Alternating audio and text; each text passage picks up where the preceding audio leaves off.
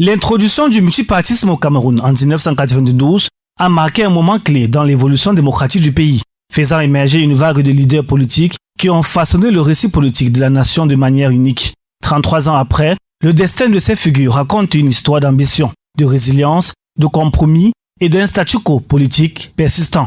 Bouba Bello Magari, figure éminente de la région septentrionale et leader de l'Union nationale pour la démocratie et le progrès UNDP, était un acteur clé des premiers jours du pluralisme politique.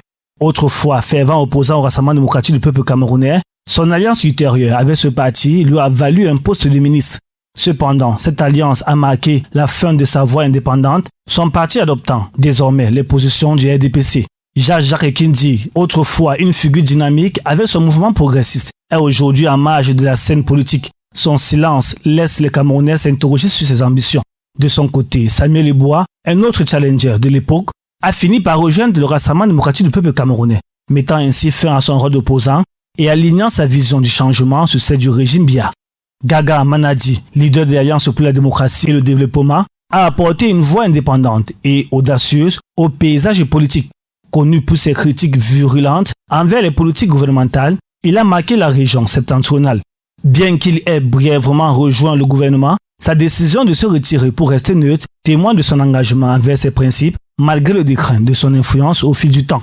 Le docteur Adamou Ndamjoya, leader de l'Union démocratique du Cameroun, UDC, était une autre figure résolue à l'arène politique.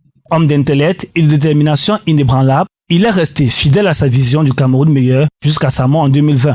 Même après son départ, l'UDC continue de défendre ses idéaux, témoignant de l'héritage laissé par son leader. Parmi les figures les plus emblématiques se trouvait Nigel Fundi, fondateur du Social Democratic Front, SDF, avec un score historique de 36% à l'élection présidentielle de 92. Il a défié la domination de Paul Biya et donné à des millions de Camerounais l'espoir d'un changement.